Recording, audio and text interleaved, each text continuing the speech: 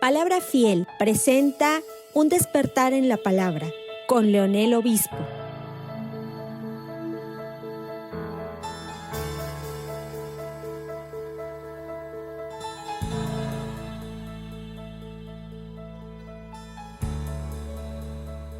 Dios les bendiga, hermanos. Estamos viendo una serie que se llama Siendo parte de la Gran Comisión, basado en el libro de los Hechos de los Apóstoles.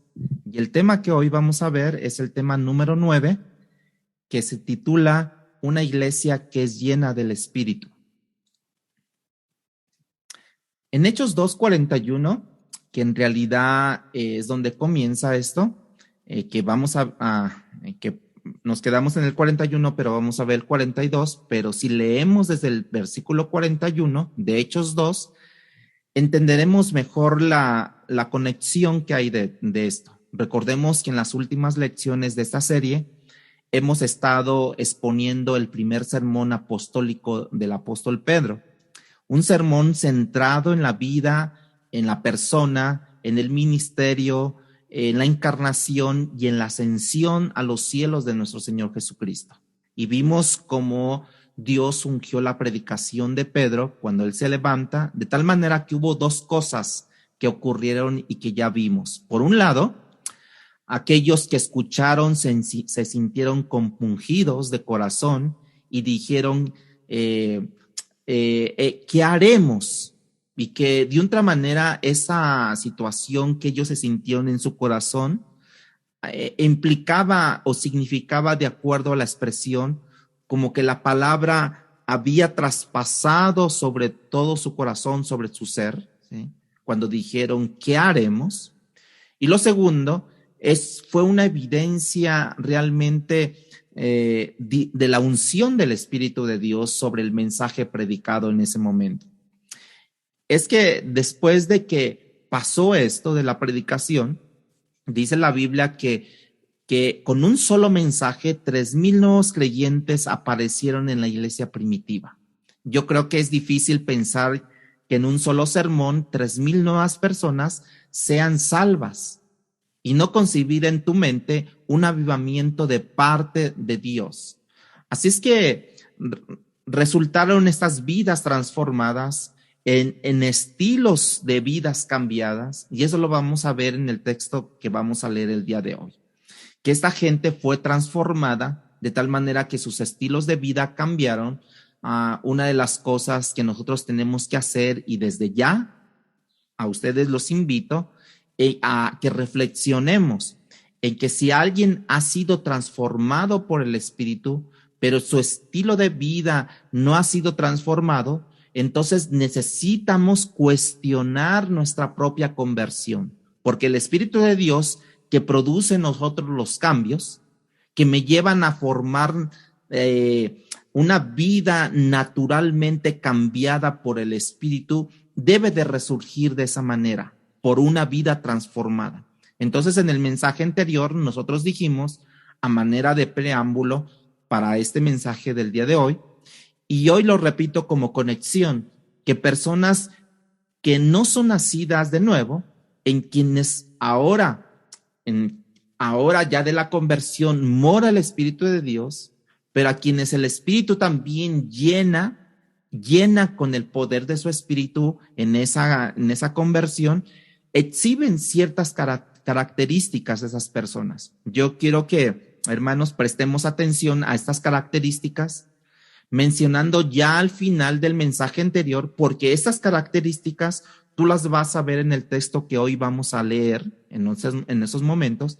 Y si el Espíritu de Dios llena a una persona, o diríamos a una iglesia, una comunidad, eso debe de resultar en una nueva forma de pensar en nosotros. Eso debe de resultar en una perspectiva diferente del mundo y de la vida, de las cosas del mundo, cómo se plantean, y de las cosas que el mundo ofrece y de las cosas que ahora Dios está dándonos a nosotros. Debe de resultar en nosotros nuevos afectos van a aparecer en nosotros cuando nosotros verdaderamente tenemos una conversión genuina. Hay cosas del pasado que me agradaban, que hoy comienzan a desagradarme. precisamente por la conversión, ¿sí? Esas características en una persona, una iglesia, no solamente son evidencia de la morada del Espíritu de Dios, sino también son evidencias de la llenura del Espíritu de Dios. La morada del Espíritu es algo que está presente en cada creyente, hermanos. Usted conoce de eso, pero la llenura del Espíritu no es algo que nosotros vemos en cada creyente. Y eso es un punto de alarma en nuestras vidas. Y cuando tú ves creyentes en quienes mora el Espíritu de Dios, donde uno tiene una vida espiritual superior a otras, donde alguien tiene una vida en plenitud, así lo decía el Señor Jesucristo, y he venido para que tengan vida y la tengan en abundancia, o sea, plena. Cuando tú ves esto en los hermanos, la única explicación que nosotros podemos darle es que tal diferencia es por la llenura del Espíritu de Dios en contra de otro hermano, ¿verdad? Que no la tiene. De manera que este es un concepto vital para mí, así que también puede aplicarlo para su vida usted, hermano. Ahora sí vamos a ver en el versículo 41 del capítulo 2 de Hechos. Así que los que recibieron su palabra fueron bautizados y se añadieron aquel día como 3,000 personas. Estas 3,000 personas cambiaron, realmente fueron llenas del Espíritu, ¿sí? Del Espíritu Santo, y eso resultó en lo que sigue ahora, versículo 42 al 47. Dice: y perseveraban en la doctrina de los apóstoles, en la comunión unos con otros, en el partimiento del pan y en las oraciones. Y sobrevino temor a toda persona, y muchas maravillas y señales eran hechas por los apóstoles. Todos los que habían creído estaban juntos y tenían en común todas las cosas, y vendían sus propiedades y sus bienes, y lo repartían a todos según la necesidad de cada uno. Y perseverando unánimes cada día en el templo, y partiendo el pan en las casas, comían juntos con alegría y sencillez de corazón, alabando a Dios y teniendo favor con todo el pueblo. Y el Señor añadía cada día a la iglesia los que habían de ser salvos. Lo que nosotros leímos en este texto es la esencia del fruto del mover natural de la mano de Dios. Y en la llenura del Espíritu de Dios, en aquellos que habían nacido de nuevo aquel día, cuando 3,000 personas dice que fueron añadidas a la iglesia. La llenura que ellos recibieron fue el fruto de su rendición. Ellos se rindieron a Dios y Dios se movió y los llenó.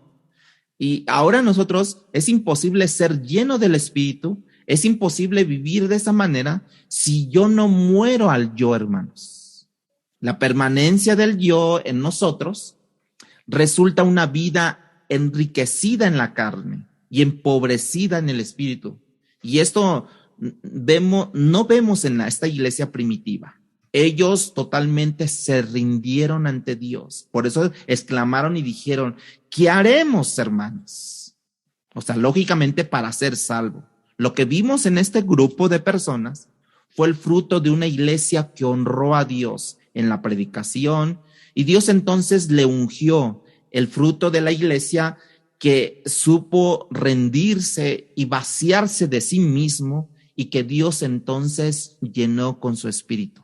Me doy a Dios y Dios se da a nosotros. Es una parte bien importante. Yo me doy a Dios y Dios se da a nosotros. Y la primera manifestación de la llenura del Espíritu Santo en esta iglesia fue hambre por la verdad de Dios, que muchas veces hoy escasea esa hambre por Dios. Imagínate por un momento a alguien lleno del Espíritu que no tiene hambre por la palabra, y que ese mismo Espíritu que inspiró la palabra, ¿sí? No tiene esa persona esa hambre. Yo no creo que eso puede ser algo que haya nacido esa persona de nuevo. Ahora, esta persona que está llena del Espíritu tampoco puede rehusar o puede ingerir algo que él no ha querido nacer de nuevo. Cuando una persona es llena del Espíritu de Dios, rehúsa ingerir chatarra, por así decirlo, o comida chatarra, porque su apetito no está en los sustitutos, su apetito está en el pan de Dios, en el pan de vida que es Cristo Jesús. Escucha cómo en el versículo 42 describe lo que fue el fruto de esta llenura, el fruto del Espíritu de Dios. En primer lugar, dice la Biblia, que ellos se dedicaban continuamente a la enseñanza de los apóstoles. Versículo 42 es lo que menciona. Este grupo de gente no estaba solamente oyendo un sermón, hermanos. Este grupo de gente no estaba simplemente leyendo algo del Antiguo Testamento que era lo que estaba escrito únicamente. No, esta gente, vamos a llamarla así, se volcó hacia las enseñanzas de los apóstoles. Se dedicó, hubo una devoción de parte de ellos hacia las Escrituras. El texto nos dice exactamente lo que los apóstoles enseñaron, no dice exactamente, pero si tú tomas como punto de partida el primer sermón apostólico de Pedro y el segundo que todavía no hemos visto, es claro que ellos estaban enseñando acerca de la encarnación de Cristo, de la vida de Cristo, de la muerte de Cristo, de la resurrección de Cristo, del ascenso de Cristo, los milagros de Cristo, las obras de Cristo, es lo que estaban ellos enseñando, ¿sí? La gente no estaba escuchando a cualquier cristiano que les enseñara, la gente no estaba escuchando a cualquier maestro, estaban dedicados a las enseñanzas de los apóstoles. Cristo los escogió, Cristo los entrenó a estos apóstoles, Cristo muere, resucita y luego pasa 40 días después de la resurrección hablándoles acerca del reino de los cielos, y ellos fueron investidos con una autoridad especial precisamente para enseñar, porque fueron testigos visibles de la resurrección y aún estuvieron con Cristo desde el inicio, y estos fueron requisitos que la iglesia reconoció para que ellos se les denominara apóstoles de Jesucristo, y que usted lo puede observar en Hechos 1, 21 y 22, allá en su casa. Por tanto, ellos fueron, hermanos, aquellos que plantaron la primera iglesia.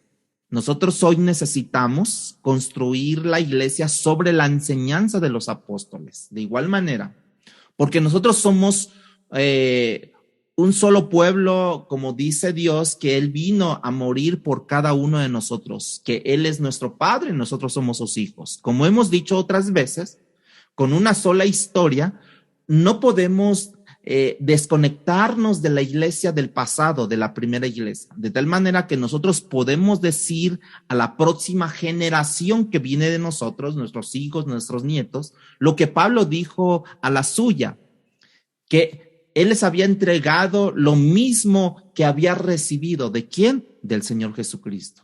Así que estos hermanos en Hechos capítulo 2 se dice que se dedicaron a la enseñanza de los apóstoles, donde estos apóstoles iniciaron, de tal manera que la enseñanza que sostuvo a la iglesia hace 20 siglos, ¿sí? Atrás, la enseñanza que debe ahora de sostenernos a la iglesia 20 siglos después. Esa es la misma enseñanza. Escucha lo que Pablo dice en Efesios capítulo 2, versículo 20. Es el punto donde hay una edificación sobre una iglesia y habla sobre esa edificación y quién es el fundamento. Dice, edificaos sobre el fundamento de los apóstoles y profetas, siendo la principal piedra del ángulo Jesucristo mismo. ¿Quién iba a ser el fundamento de esa iglesia? Jesucristo. ¿Sobre qué fundamentos iba a ser esa iglesia? Sobre las enseñanzas de los apóstoles y de los profetas. Pero ponía a Jesucristo como el ángulo de esa piedra. Y esa piedra, cuando hablan sobre esa piedra, dicen que esa piedra es la que iba a sostener toda la construcción, sobre el cual iba a ser la base sobre esa construcción. Así es que esta iglesia necesita esto. Nosotros estamos construyendo sobre algo que ya se dio, que es la palabra de Dios, no sobre algo nuevo, nuevas estrategias o nuevas enseñanzas que contradicen lo revelado, hermano. Por eso es que nosotros tenemos que, de otra manera, tener consciente de la representación de la palabra de nuestro Dios como la base y el fundamento de nuestra fe. No vaya a ser que nosotros vayamos a poner fuego extraño en estos fundamentos, ¿no? Que necesita ser rechazado por nosotros mismos por medio del discernimiento. Y los maestros de la palabra de Dios necesitamos reconocer la palabra y, habiéndola conocida, transmitirla fielmente, esta palabra de Dios. Esa es la razón por la que el apóstol Pablo, cuando escribe a Timoteo, su fiel compañero, en su segunda carta de Timoteo 2:15, le dice a Timoteo que se preocupe por presentarse ante Dios como obrero que no tiene nada de qué avergonzarse, que maneja con precisión la palabra de Dios. La palabra traducida como usar bien o como la versión que tenemos con precisión, es como da la idea como traer un cuchillo y cortar derecho. Lo que implica que a la hora de predicar, hermanos, el maestro de la palabra no debe de agregarle ni de quitarle. Si le agrega, no está cortando derecho. Si le quita, no está cortando derecho. Y es ese con precisión, que maneja con precisión la palabra de Dios. Cuando nosotros no cortamos derecho, entonces es cuando nosotros agregamos o quitamos. En ninguno de esos dos casos, Dios nos va a acompañar con su poder en la predicación o en la enseñanza o cuando nosotros estemos predicándoles a otras personas. Nosotros tenemos que ser como esa iglesia de Berea, que escudriñaban todos los días las escrituras para ver si lo que Pablo estaba enseñando era cierto. De esa misma manera, ustedes y yo necesitamos escudriñar la palabra para ver si cada uno de los que se paran aquí en el púlpito, que por el momento yo soy el que me estoy parando, pero para ver si estamos cortando derecho la palabra de Dios, porque de eso se trata, de proteger la revelación de Dios en esta generación y en la próxima generación. Mira la importancia de que el hombre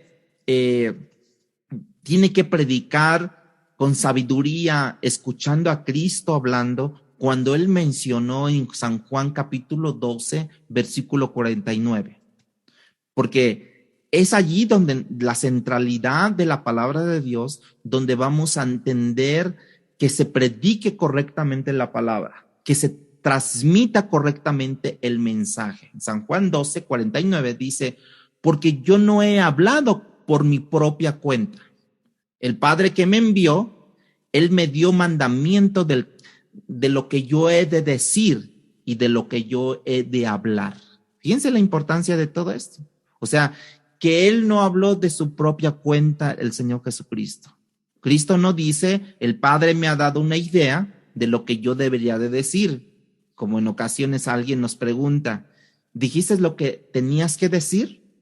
Y unos dicen, pues más o menos dije, ¿verdad? Más o menos dije lo que más o menos entendí. No, el Padre no le dijo más o menos lo que Cristo debía de decir. Cristo dice, el Padre me dio mandamientos, una orden que yo recibí del Padre. Recuerda que Cristo, siendo Dios, vino a vivir como hombre.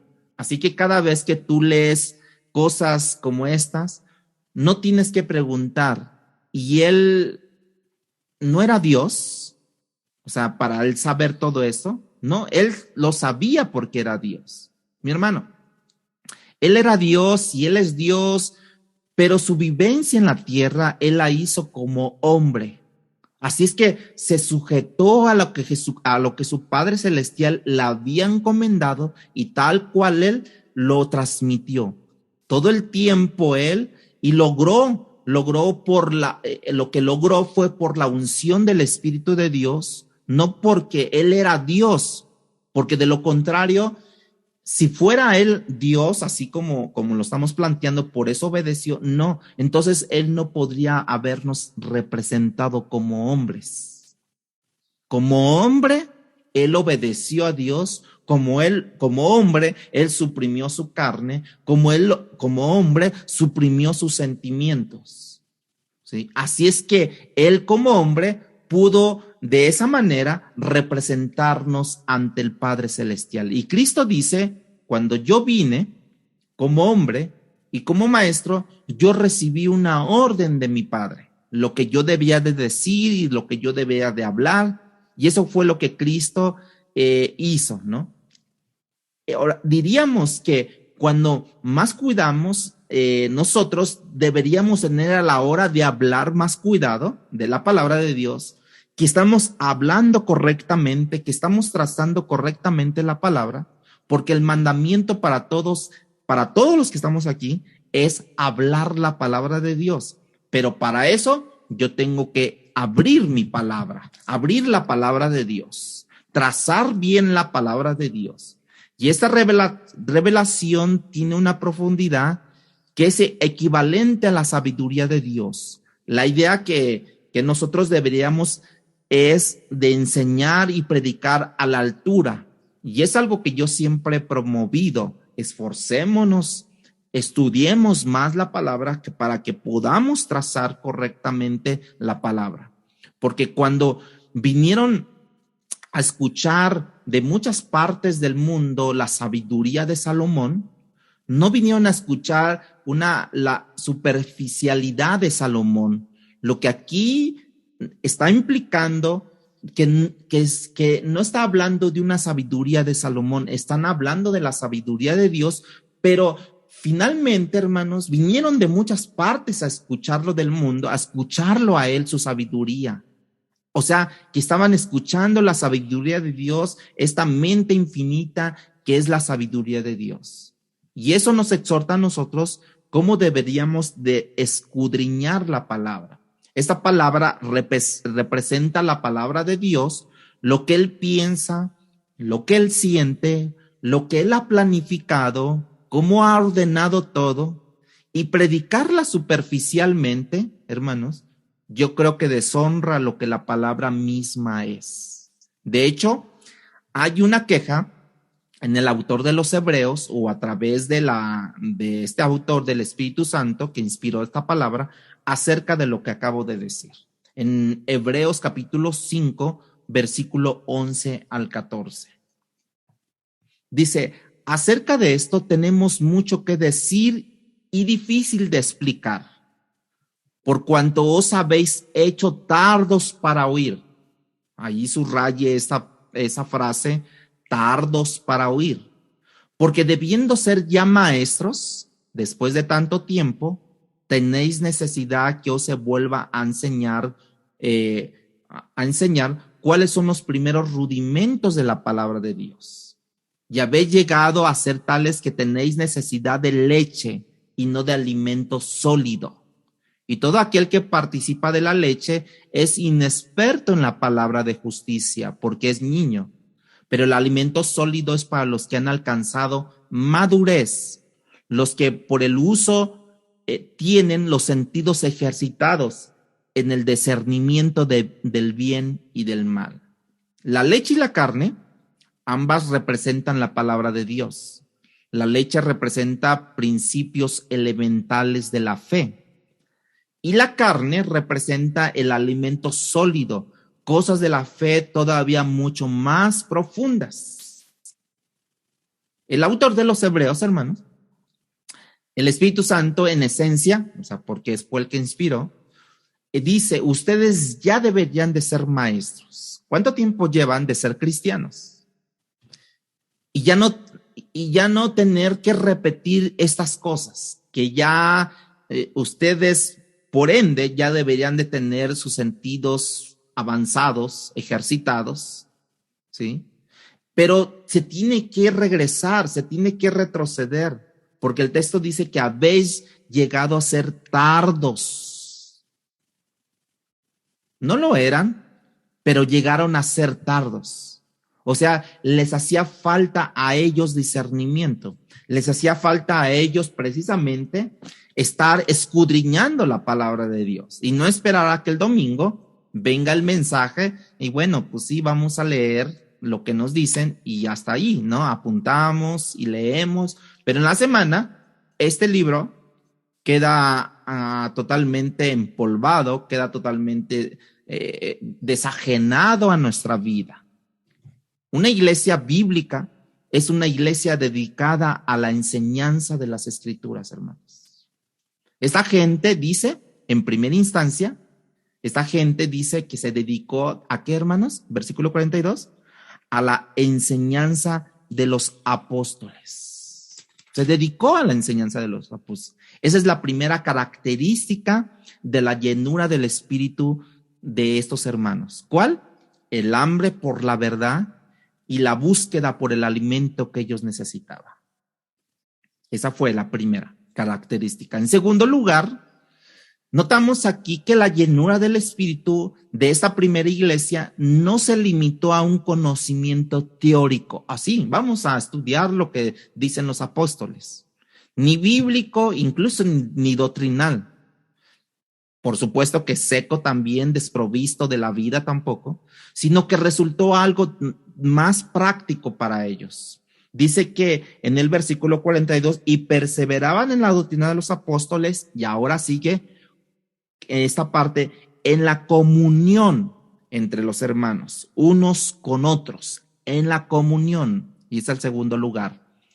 La segunda característica que debo de exhibir, la primera fue estar en la palabra de Dios. La segunda característica que debo de exhibir es estar en la comunión entre los hermanos, unos a otros. ¿Sí? Así es que la palabra traducida como comunión allí es la palabra koinonía. Estos hermanos, al ser llenos del Espíritu, comenzaron a experimentar un nuevo deseo de tener comunión con los hermanos. Así es que mi falta de deseo de estar el domingo o el jueves en ese tiempo de oración con mi hermano, también habla de la llenura del Espíritu. Porque el Espíritu cuando nos llena, hermanos, una de las cosas que desea dentro de mí es justamente tener comunión con el otro que también es hijo de Dios. Si yo no estoy lleno del Espíritu Santo, no tengo necesidad, no tengo emoción, no tengo nada que me transmita un deseo de estar los domingos, de estar los jueves, o de estar los martes con las mujeres, o de estar los miércoles en el discipulado. No tengo deseo. Entonces habla que no hemos sido llenos del Espíritu de Dios. Y estas nuevas personas, dice que tenían en común precisamente esa comunión unos a otros. Primero, estaban fundamentados en la palabra de Dios, en las enseñanzas de los apóstoles, y después se involucraron en una comunión unos con otros. Tenían esa necesidad de estar juntos, ¿sí? Y entonces, esta actitud que tenían estos hermanos, el pueblo estaba siendo transformado, ¿sí? Mostraban la misma actitud que hubo en Cristo Jesús. ¿Y cuál fue? Por ejemplo, Filipenses capítulo 2 nos llama a través del apóstol Pablo a considerar al otro como superior a nosotros mismos. O sea que cada vez que yo te veo, hermanos, te veo como esa superioridad de mí. Cuando yo te veo, te digo, hermano, siervo de Dios o hijo de Dios. Cuando tú consideras a tu hermano de esa manera, tú vas a querer estar con él, tú vas a querer no solo nutrirlo aún más, vas a querer servirlo considerándolo como superior a ti mismo. No sé si les pasó alguna vez con un mentor en la escuela que les gustaba cómo daban las clases, que les gustaba cómo explicaban. Yo, por ejemplo, tuve varios y que me gustaba estar ahí escuchándolos, me estaba yo nutriendo y hasta corría para escucharlo, quería estar en las primeras filas para escuchar lo que me transmitía. Ahora, no podemos hacer eso si no morimos a nosotros mismos, como lo dije yo, si no morimos al yo. Y eso fue el resultado, diríamos, que obtuvieron esos hermanos que murieron al yo, porque esto no fue un resultado de una fuerza externa, hermanos. Eso fue el resultado de ser lleno del Espíritu de Dios, obrando en ellos y moldeándolos a la imagen de Dios. Y esa imagen precisamente puso en ellos ese deseo de tener comunión unos a otros. Si hay algo que Cristo manifiesta a lo largo del ministerio, es el deseo de tener comunión con sus discípulos. De hecho, si hay algo que Dios ha manifestado, como lo dije el jueves en la oración, a lo largo de toda la revelación, es el deseo de Dios que tiene de tener comunión con sus hijos, con su pueblo. Como ya lo mencioné el jueves, ¿no? Dios mismo mostrando en el jardín del Edén cuando creó a Adán y a Eva, los creó para tener relación con ellos, comunión con ellos.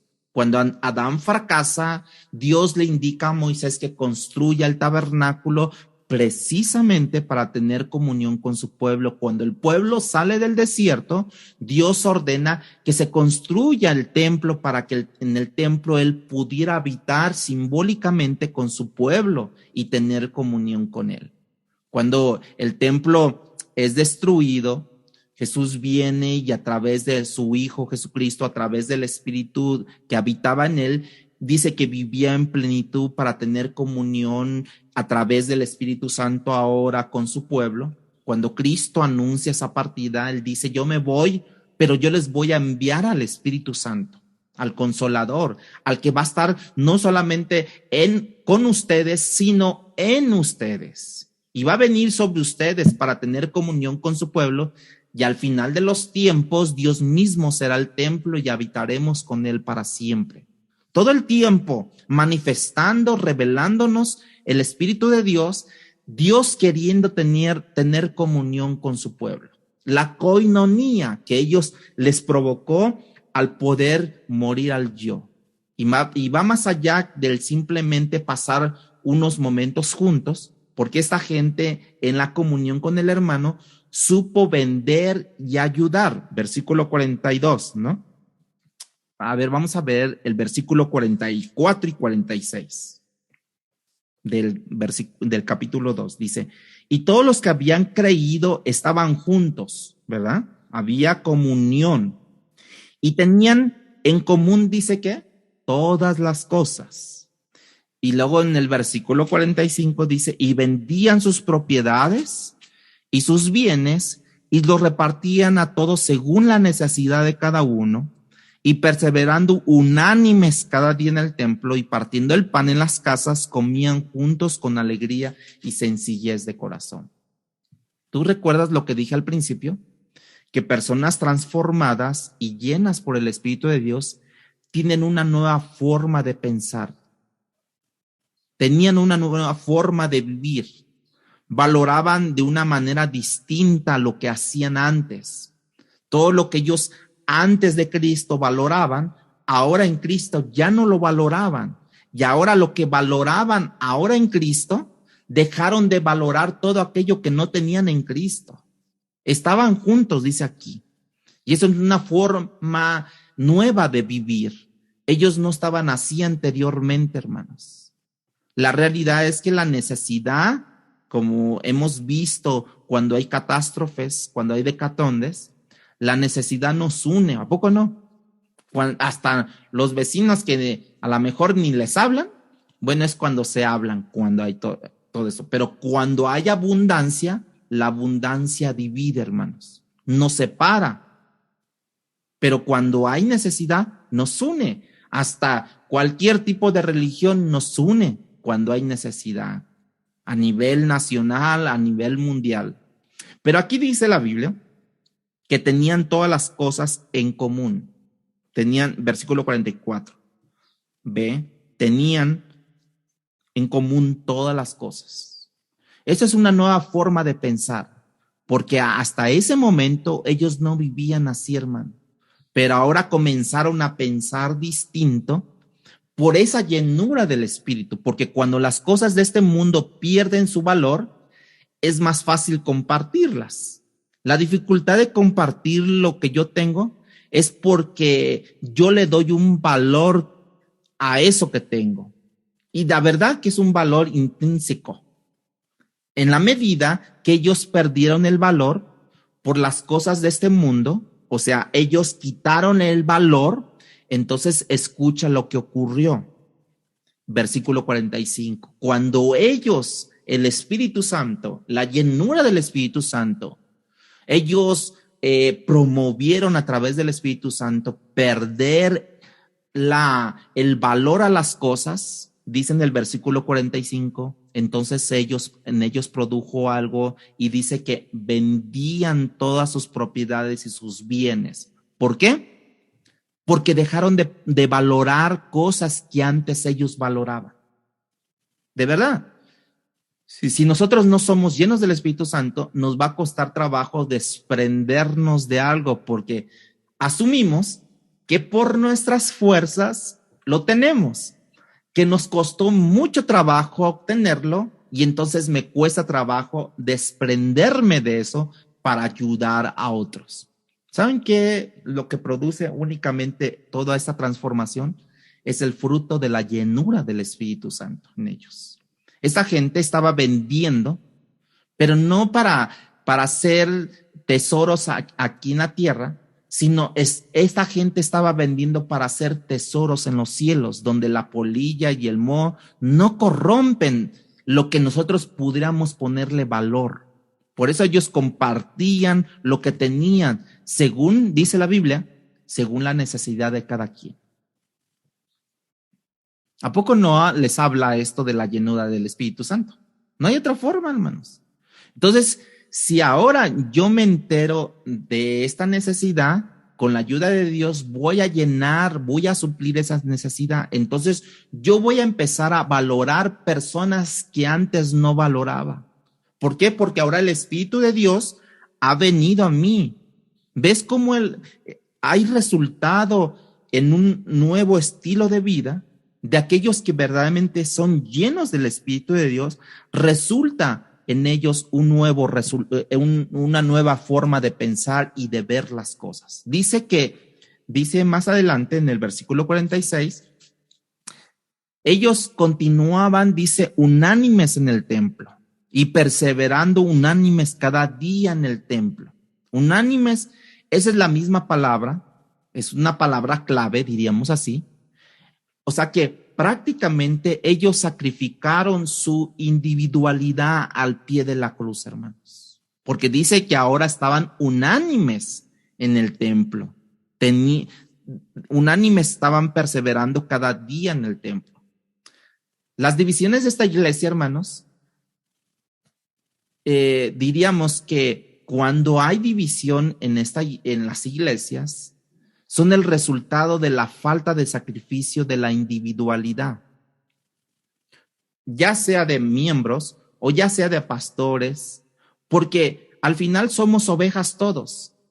Pero yo mencioné al principio que al nacer de nuevo, esta gente fue llena del Espíritu de Dios, que eso nos promueve una vida o una visión del mundo, de la vida, y que cosas que valoraban ellos ahora ya no valoran.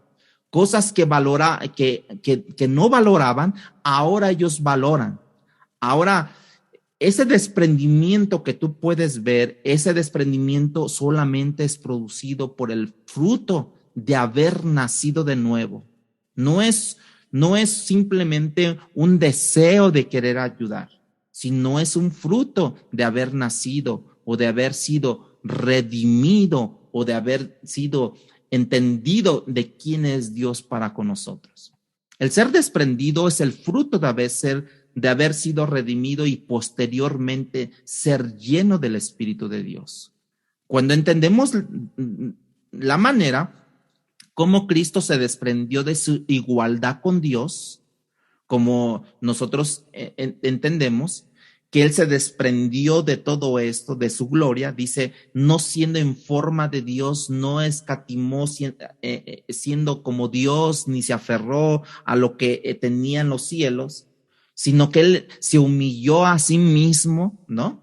Tomando forma de hombre, hecho semejante forma de hombre.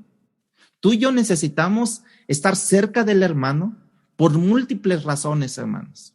Pero hay una de las que es más obvia, porque a partir de esta condición, entonces vamos a entender por qué yo debo de estar cerca de mi hermano. Si no estoy cerca del hermano, no sé lo que él necesita. Si no sé lo que él necesita, entonces no sé cómo ayudar al hermano, ¿sí? Pero a veces nos resulta más cómodo no saber, ¿verdad?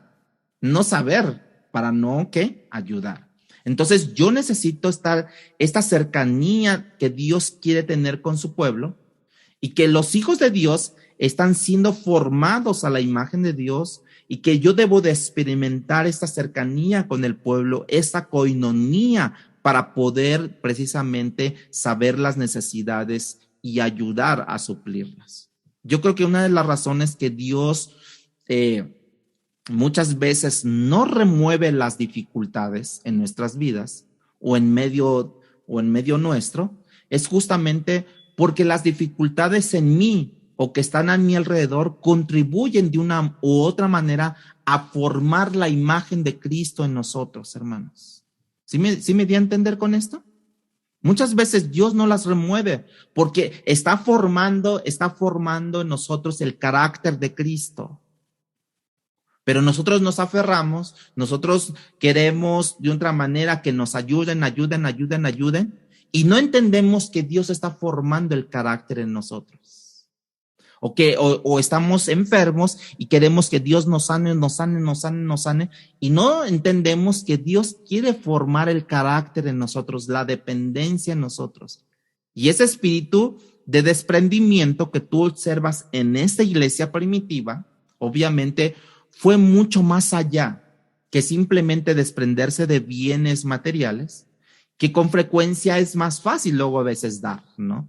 Que sentarte, platicar, que desprenderme de derechos, de privilegios, de posiciones.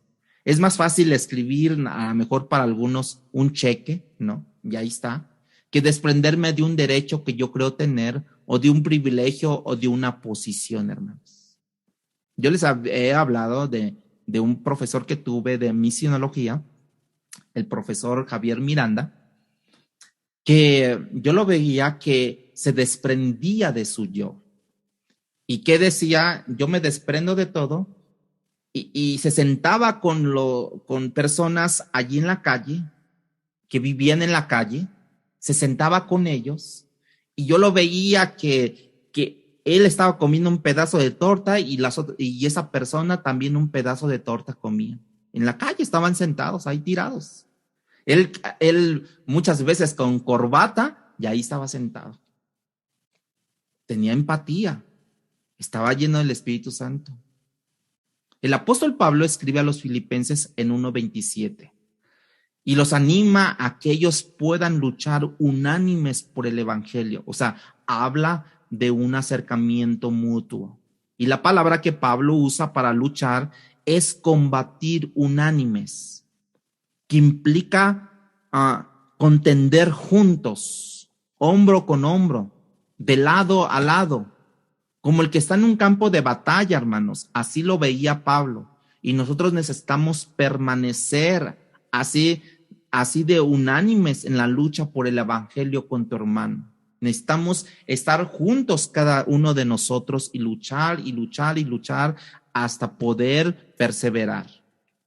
Dice 1:27, no solamente que os comportéis como es digno del evangelio de Cristo para que os sea que vaya a veros o que esté ausente, oiga de vosotros que están firmes en un mismo espíritu, combatiendo unánimes por la fe del evangelio. Justamente porque el pueblo dividido es presa fácil del enemigo, hermanos.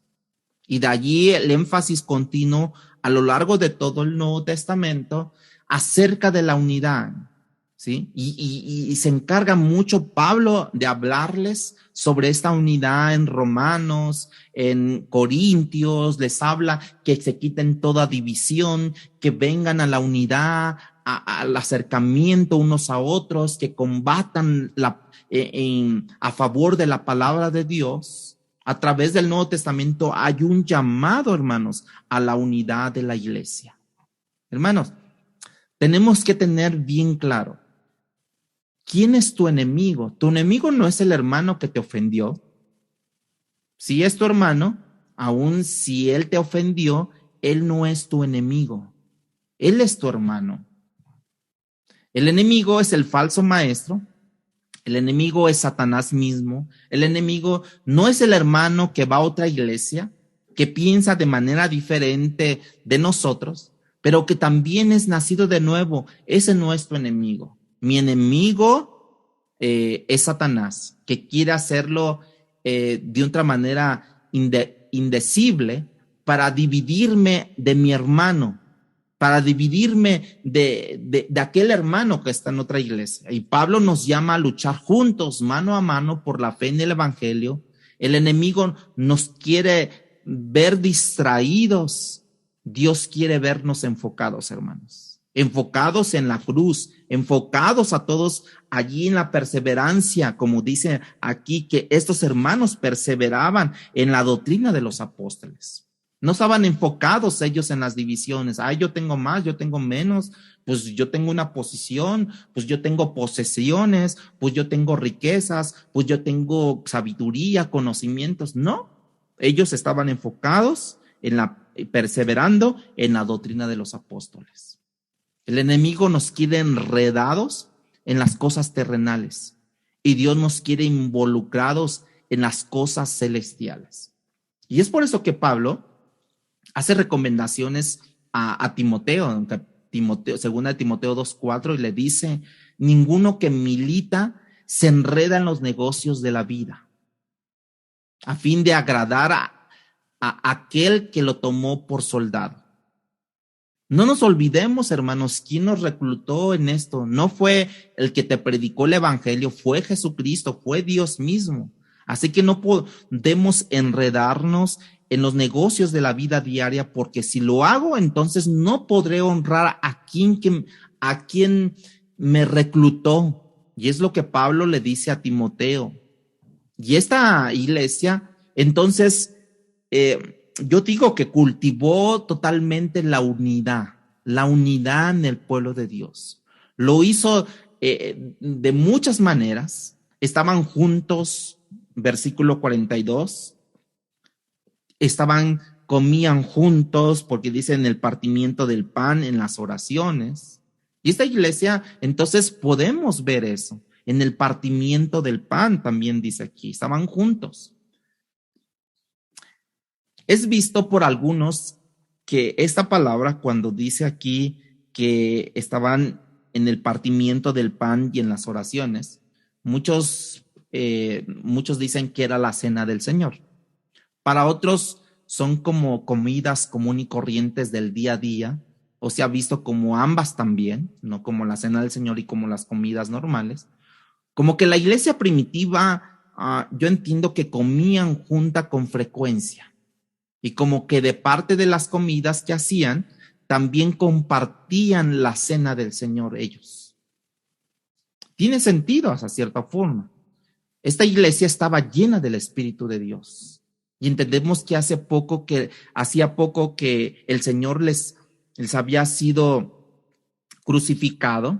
A lo mejor muchos de ellos, los que creyeron en ese momento, habían visto el sacrificio de Cristo.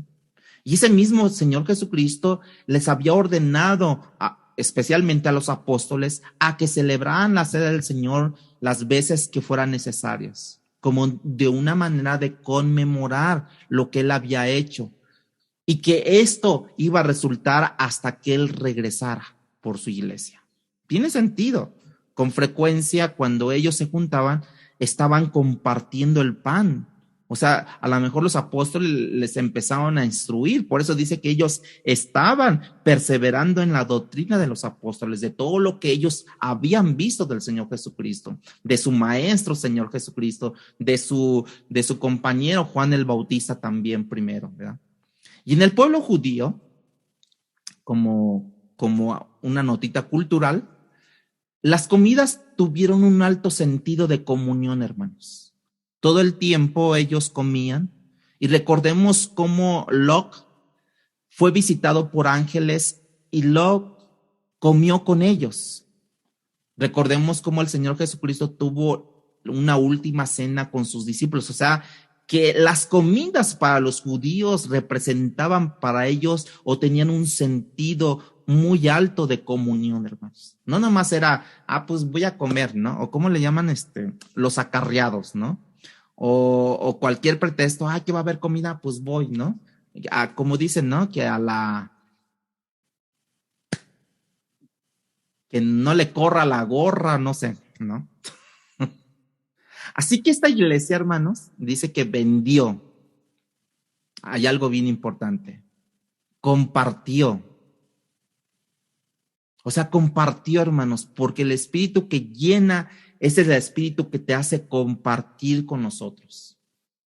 Dice que a la gorra ni quien le corra, ¿verdad? Algo así, ¿no? Decía el dicho.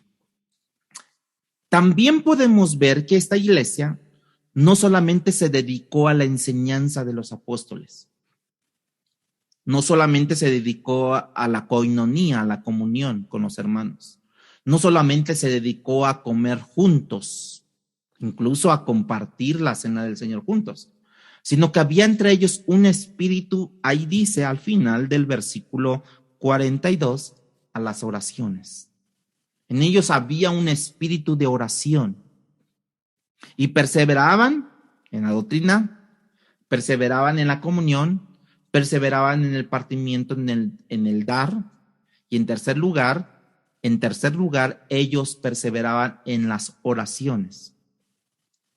Si recordamos lo que estaban haciendo estos 120 discípulos cuando el Espíritu Santo llegó en el Pentecostés, dice que ellos estaban, ¿qué? Orando.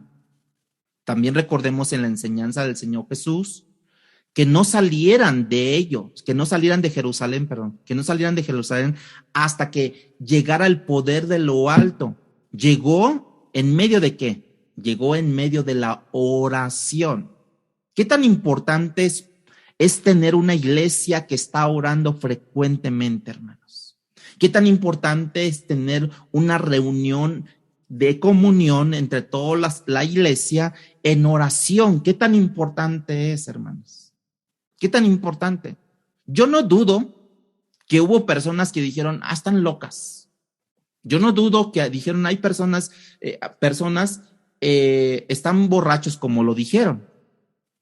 Pero otras personas que entendieron el enfoque, que estaban perseverando unánimes, llegó el Espíritu Santo y los llenó a ellos del Espíritu Santo. ¿Qué tan importante es tener una iglesia que ora, hermanos? ¿Por qué? Porque ellos estaban orando. También les dijo en otra ocasión el Señor Jesucristo a sus discípulos, rogad al Señor de la mies, rogad, oración, para que Él envíe obreros a su mies. El poder llegó en medio de la oración. Ahora, para comenzar la gran comisión, ellos, los apóstoles o los discípulos, y ahora tienen una ordenanza de parte del Señor, es que tú ruegues al Señor de la mies para que Él envíe obreros a su mies. Si vemos nosotros la conexión que hay en esto, hermanos, cuando hay una iglesia que ora, cuando hay una iglesia que persevera en la palabra, cuando hay una iglesia que está en comunión, cuando hay una iglesia que está compartiendo el pan, cosa que está dando, que está ayudando, y cuando hay una iglesia que ora, es una clara manifestación que esta iglesia está siendo llena del poder de Dios. Es una clara evidencia. El poder llegó en medio de la oración. Ahora tengo que comenzar la gran comisión, y la gran comisión es llevar la palabra, compartir mi palabra a mi jefe, a mis compañeros, a mis amigos, a mis vecinos, a mis familiares, compartir la palabra de Dios. Y cuando tú compartes la palabra de Dios, das signos de que eres lleno del poder del Espíritu Santo. Lo que nosotros necesitamos es entender el propósito número 1 de la oración, que no es lo que usualmente usamos la mayoría de veces. El propósito número 1 de la oración, hermanos, es escudriñar el corazón de Dios para conocer su carácter, para entrar en sus propósitos, para experimentar su poder y para participar de su gloria. Acuérdense en el paso en el Getsemaní, Cristo teniendo intimidad con Dios, ¿se acuerdan que pasó la noche orando? Él está preguntándole a Dios si hay alguna forma de que la copa pasara de él, ¿no? En ese cuestionamiento, él está escudriñando la sabiduría de Dios. ¿Hay otra forma, Dios? ¿Hay otra forma, Padre, de poder pasar esto? Está viendo allí la soberanía de Dios, esperando si hay permiso. Él está experimentando incluso está experimentando la fidelidad de Dios, porque el texto dice que vino un ángel y le acompañó en ese momento de oración y le fortaleció. Y podemos ver que ahí está la fidelidad de Dios. Muchas veces nosotros pasamos por situaciones y en medio de la situación yo le estoy preguntando a Dios, Dios, ¿qué es lo que necesitamos hacer? Dios, del porqué de mi problema. Dios, del porqué de mi enfermedad. Dios, del porqué mi escasez. Pero en medio de esa escasez, en medio de esa enfermedad, en medio de esa tribulación, la fidelidad de Dios es continua. ¿Por qué? Porque Él nos sustenta, Él nos fortalece, Él nos ayuda. Y esa fidelidad de Dios es permanente. Llegó el momento para el Señor Jesucristo, en el Getsemaní, que no hubo otra forma de pasar esa copa. Y la única forma era bebiendo la copa del Señor. Así es que no había otra forma. Cristo se levanta y ahora Él de la oración y ahora Él entra en los propósitos de Dios, que era la cruz, que era el sacrificio, y cuando Él termina en la cruz, dice que esa sería la hora de su glorificación. Y dijimos que en la oración eventualmente experimentamos y participamos de la gloria de Dios, hermanos. En medio de mi tribulación, yo estoy participando de la gloria de Dios. En medio de mi enfermedad, yo estoy experimentando la gloria de Dios, o estoy participando de la gloria de Dios. Somos llamados, decía el apóstol Pablo, no solamente a ser hijos de Dios, sino participar también de sus sacrificios. Entonces, el impulso primario de la oración no debe de ser lo que está en mi corazón, sino lo que está en el corazón de Dios, hermanos. Así deberíamos de orar. Así deberíamos de ser. ¿Se acuerdan lo que Jesús le dijo a su Padre? Pero que no se haga mi voluntad, sino la tuya. O sea, yo me someto. Sí, mi carne se manifiesta, pero mi espíritu obedece. Por tanto, el mensaje que viene de arriba, cuando yo estoy orando, es más importante que el mensaje que va de abajo hacia arriba, hermanos. El más importante es el que viene de arriba, ¿sí? Porque cuando empiezo a hablar con Dios en oración, yo le estoy diciendo a Dios, no sé, usted ponga una oración que quiera. ¿Usted nos piensa que Dios ya la sabe antes que nosotros la digamos? Claro. O sea, como que nosotros no le estamos diciendo cosas nuevas a Dios. Él ya lo sabe. Ahora, ¿qué es lo más importante? ¿Escuchar lo que yo estoy diciendo o escuchar lo que en realidad yo no sé y necesito tener dirección de Dios? Eso es lo más importante, hermanos. En realidad, tú estás orando para presentarle tus condiciones, para que lo que viene en realidad ahora a través de allá de los cielos te instruya a mí, me dirija para enfrentar esas condiciones terrenales aquí, de las cuales Él tiene conocimiento aún mejor que tú y yo, hermanos. Él sabe lo que pasó, lo que está y lo que pasará. Él lo sabe todo. La oración nos ayuda aun cuando todo ha fracasado, hermanos.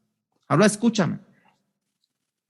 No puedes esperar a orar cuando todo ya haya fracasado. Muchos esperan, o sea, eso, esperan. O sea, les proponen algo y no lo oran, sino actúan.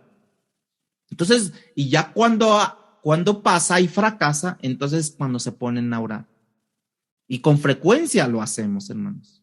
Pero lo que yo quiero enfatizar es que en la oración que tú y yo hagamos, tenemos que precisamente orar bajo los propósitos de Dios, hermanos. Tenemos que orar bajo los propósitos. ¿Cómo oro bajo los propósitos de Dios?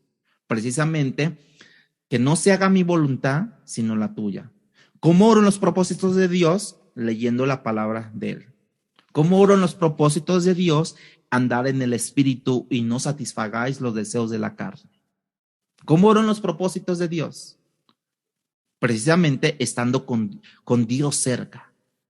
Por eso Cristo dijo en una ocasión acerca de un endemoniado, que esto solamente sale con oración y con ayuno. ¿Se acuerdan de eso? O sea, ¿cómo debemos de estar nosotros, hermanos? Ahora, la oración es débil, como ya lo dije en alguna cápsula, donde la pasión es débil.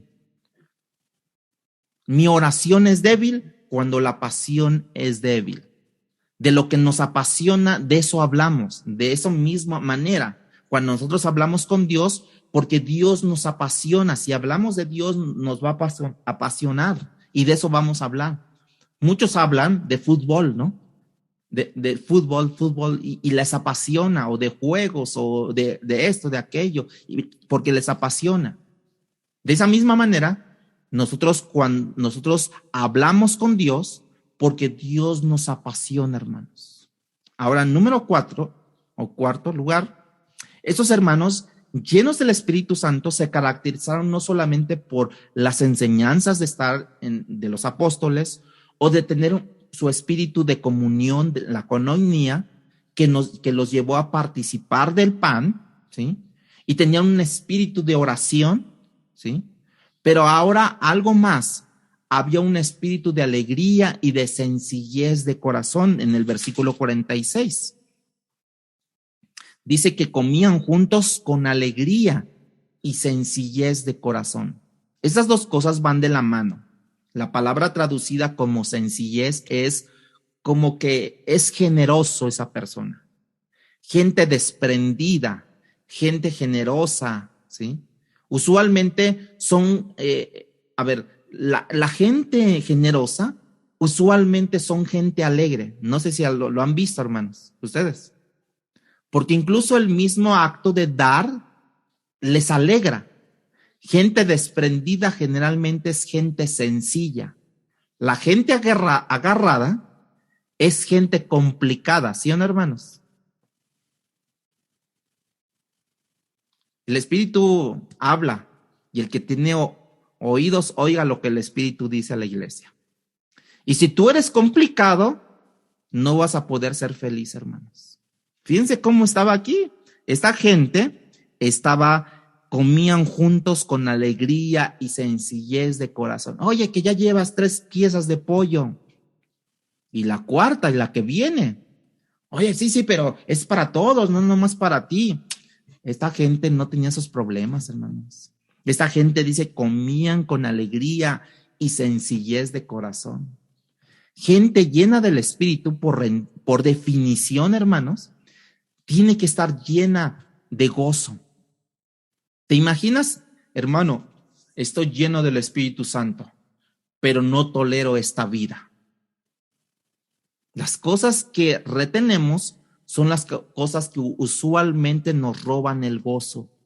Por eso gente desprendida es gente llena de gozo, como esa gente lo vimos aquí, hermanos. O sea, no está enfocada de que, a ver, ya te vi que comiste mucho postre, déjalo porque es para todos. No. Gente desprendida. Se acabó, pues hago más. Sí, pero como usted no lo hace, ¿verdad? Diríamos así, como usted no lo hace, no, son gente hay gozo, hay alegría, hay sencillez de corazón, hermanos. En quinto lugar, esta llenura del Espíritu en esta iglesia los llevó a experimentar un espíritu de adoración. Versículo 47 dice alabando, otras versiones dice adorando a Dios. Los llevó a experimentar un espíritu de adoración y teniendo, dice, favor con todo el pueblo, y el Señor añadía cada día a la iglesia los que habían de ser salvos. Dejen comentarles esto. Adorar no es cantar, hermanos. Yo puedo adorar cantando. Yo debo de adorar a Dios cantando. Pero si en mí está el único momento de mi adoración es cuando canto, entonces mi vida de oración es pobre porque verdaderamente yo debo de esperar para que pongan las canciones para cantar, no. O yo debo de cantar para adorar, no. Si voy a la iglesia los domingos o los jueves en la oración solamente canto, o el domingo, ¿qué tengo en la semana yo? Yo canto unos 30 minutos, 45 minutos de adoración. El resto de la semana, ¿qué pasa? La realidad aquí, lo que está hablando, alabando a Dios o adorando a Dios, implica mi ofrecimiento y mi rendición a mi Dios, que tiene múltiples expresiones a lo largo de mi vida y a lo largo de la semana. Por eso hay una canción que dice, mi obediencia es mi mejor adoración. ¿Cuál es la adoración que tú le vas a dar a Dios? Tu obediencia. Así que es mejor que estar haciendo sacrificios, que era la adoración del Antiguo Testamento. Acuérdense, la forma de adorar en el Antiguo Testamento era hacer sacrificios. En el Nuevo Testamento, ahora Jesús dice, ahora prefiere la obediencia que los sacrificios. ¿Cuál es mi forma de adorar? Dice, alabando a Dios o adorando a Dios, que implica que obedeciendo a Dios, mi mejor adoración es mi obediencia a Dios, que Él prefiere. Por eso Dios manda amarle a Él con toda mi mente, con todo mi corazón, con todas mis fuerzas, con todo mi ser. Y eso te habla precisamente de una obediencia. Luego podemos oír de parte de Dios cuando yo solamente canto por cantar, hermanos. O sea, vamos a cantar, levante sus manos. Vamos a cantar, vamos a aplaudir. Ya ahí estamos como que aplaudimos, como que amasamos la masa, como que nada, hermanos. ¿Saben que después se escuchan palabras de Dios y dice, este pueblo en vano me honra? Con sus labios me canta, pero su corazón está lejos de mí. Entonces, ¿qué vale más? La obediencia. Esta gente estaba obedeciendo a Dios. Estaba ahí adorando a Dios a través de su obediencia. Esta iglesia no solamente dio sus bienes materiales, esta iglesia dio su vida, esta iglesia se ofreció como sacrificio vivo, y al hacerlo eso, verdaderamente ellos estaban reflejando lo que estaban adorando ahí. Esta gente estaba adorando a Dios. Esta gente fue un reflejo de lo que adoraban. ¿Y a quién adoraban? A ese Dios verdadero. Si tienes dificultad de reflejar a Cristo, hermano, nada de esto es una acusación, entiéndanse, por así decirlo. Nada de esto es personal, hermanos. Pero si tú tienes dificultad de reflejar a Cristo, es porque tú o yo necesitamos escudriñarnos a nosotros mismos, porque la verdad yo tengo que aplicar a mi vida primero antes de predicarlo a ustedes, yo tengo que aplicarlo primero a mi vida y hacer mi autoexamen y escudriñarme. Pero si tienes dificultad en reflejar a Cristo, con toda probabilidad, no estás adorando a Dios. O sea, no estás obedeciendo a Dios. Y en realidad te estás adorándote a ti mismo. Porque no hay alguien que esté lleno del Espíritu Santo que tenga dificultad en reflejar a Cristo. Y en reflejar a Cristo en todo su carácter, en toda su forma de ser. El carácter de Cristo no solamente se enfrasca en lo espiritual. Sí, vamos a orar, hermanos, santidad, Jehová. No. El carácter de Cristo se refleja en toda la área, en toda la creación de Dios. ¿Cuál es el primer resultado que se experimenta de una llenura? Según aquí lo vemos en el versículo 43 del capítulo 2. Dice que sobrevino temor a toda persona. Y muchas maravillas y señales eran hechos por los apóstoles. ¿Cuál fue el primer resultado de experimentar esa llenura? Que sobrevino temor. Y ahora en el versículo 47 vemos que ahora que sobrevino ese temor, ahora ellos tenían favor con todo el pueblo y el Señor añadía cada día a la iglesia los que habían de ser salvos. Hubo un sentido de asombro primero, tuvo temor, jamás se había oído decir de esas cosas que ellos entendían. Para ellos en ese momento, Dios no era una idea para ellos ya ahora, para ser discutida, no era un concepto para ser debatido, no era una doctrina para ser parte de un grupo. Para ellos Dios era Dios, hermanos. ¿Sí? Esa comunidad entera experimentaba el temor de Dios, no en el sentido de miedo, sino en la reverencia que nosotros debemos de tener a nuestro Dios y la obediencia que nosotros le tenemos que dar a Dios. Eso es el resultado de un temor reverencial a nuestro Dios. Segundo resultado, cuando la iglesia estaba llena del Espíritu, dice que hallaron favor con todo el pueblo. Esa es una respuesta. Oye, Almita, oye, Gustavo, ¿qué pasa? Oye, Rosy, ¿qué pasa? ¿Qué hay en ti? Pues no, nada, nada. Pero yo veo algo en ti. ¿Será porque traigo una playera nueva? No, hay algo más en ti. No hay dificultad para poder reflejar a Cristo. Luego, ¿qué hay en ti? Mira, Cristo es la única solución. Cristo es el pan de vida. Tú eres un pecador y necesitas que el perdón de tus pecados. Acércate a Dios. Eso es la fluidez, hermanos. Esta iglesia, como resultado, dice, hallaron favor con todo el pueblo y el Señor añadía. No solamente añadía a la iglesia por sí sola, no las traía como un imán, sino que los hermanos que estaban llenos del Espíritu Santo como resultado empezaron a hablar. La gente le dijo, oye, qué bien vida llevas. Sí, pero mira, la vida que ahora tengo me la dio Cristo Jesús. Mi vida pasada quedó allá. Sí, ¿tú viste cómo maltrataba a mi esposa? ¿Tú viste cómo le daba de coscorrones a mis hijos?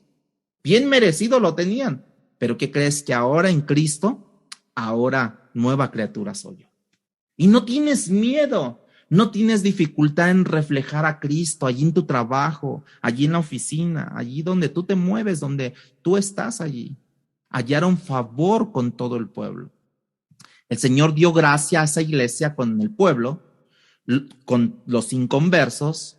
No sé si alguna vez has experimentado situaciones donde hayas podido decir, el Señor puso gracia en él o en ella con la gente inconversa. Yo he experimentado mucho eso, que de repente me dan ciertos privilegios que yo digo, Señor, y he experimentado en múltiples veces y aún le pregunto al Dios, ¿y por qué Dios? Y solamente Él me responde, es por gracia. Es por gracia, nada más. Pero yo he experimentado muchos privilegios que yo no debería, si lo ponemos en la carne, yo no debería de experimentar. Y le digo a Dios, pero ¿por qué Dios? O sea, ¿pero por qué? Por gracia. Es ¿cómo es que esta gente se añadía, hermanos? Pues no se añadía por imán, se añadía por predicar el evangelio, hermanos. Esta iglesia era una iglesia que perseveraba en la doctrina, que perseveraban juntos en la koinonía, en la comunión del pan, de la comida, que perseveraba en la oración, que tenían todas las cosas en común, que estaban de otra manera alabando, glorificando a Dios, que estaban sencillos, de un corazón humilde, pero también era una iglesia evangelizadora. También era una iglesia que predicaba la palabra, que predicaba el evangelio. Era una iglesia que estaba dispuesta a dar constantemente el plan de salvación, porque la fe viene, dice la Biblia, por el oír. Y la única forma que te pueden escuchar es por el oír la palabra de Dios. Es la única forma por el cual ellos pueden decir, sí, sigo el camino de Dios.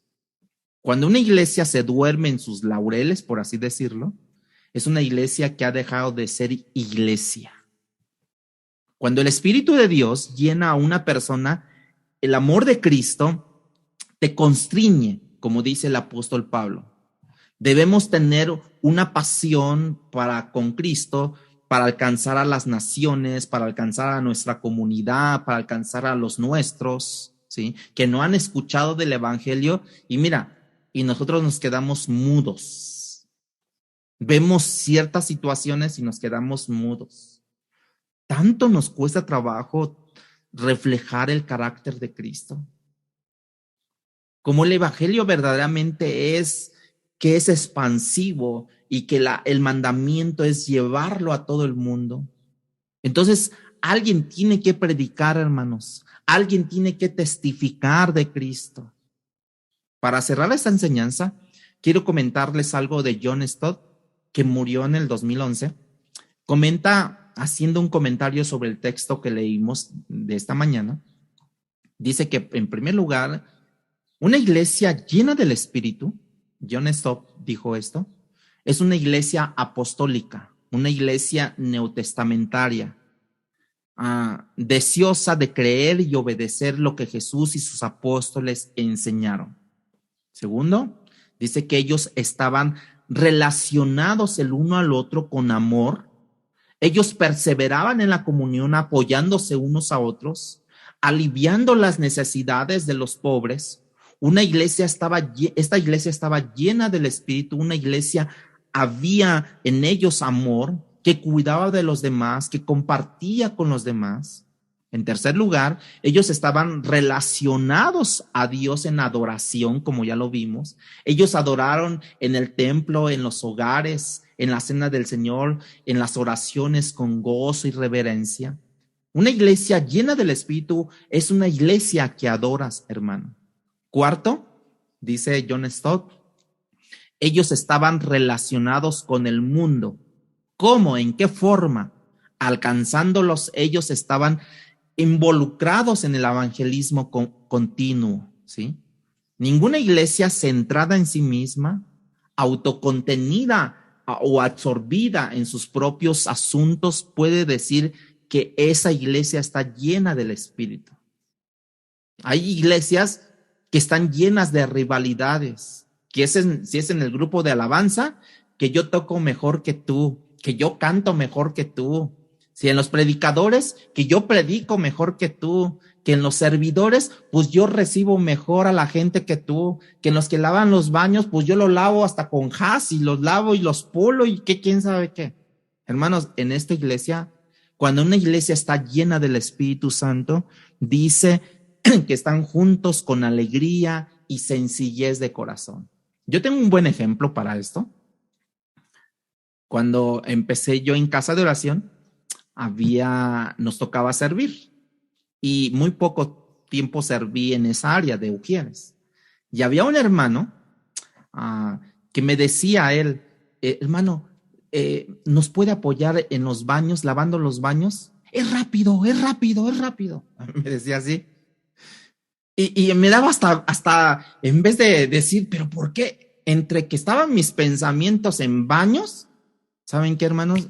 Yo rápido lo hacía porque lo decía con una carisma, lo decía con el Espíritu de Dios, que ya cuando tú te veías ya estabas lavando la taza del baño. ¿Por qué?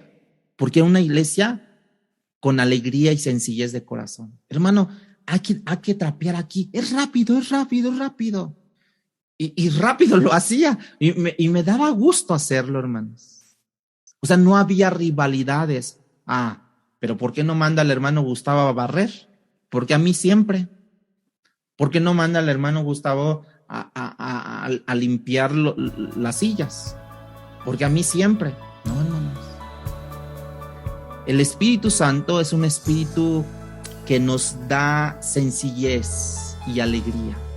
Y cuando nosotros le adoramos de esa forma, hermanos, de verdad que pasan cosas grandes.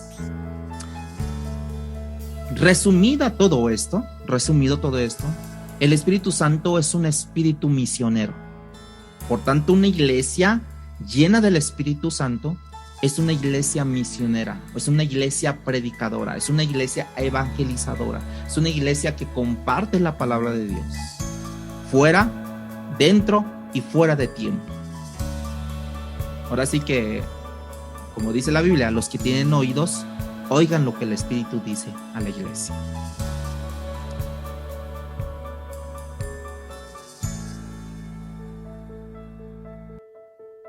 Palabra Fiel presentó Un despertar en la palabra. No olvides buscarnos en Facebook y YouTube como Iglesia Palabra Fiel CDMX y seguir las transmisiones por Zoom de cada domingo.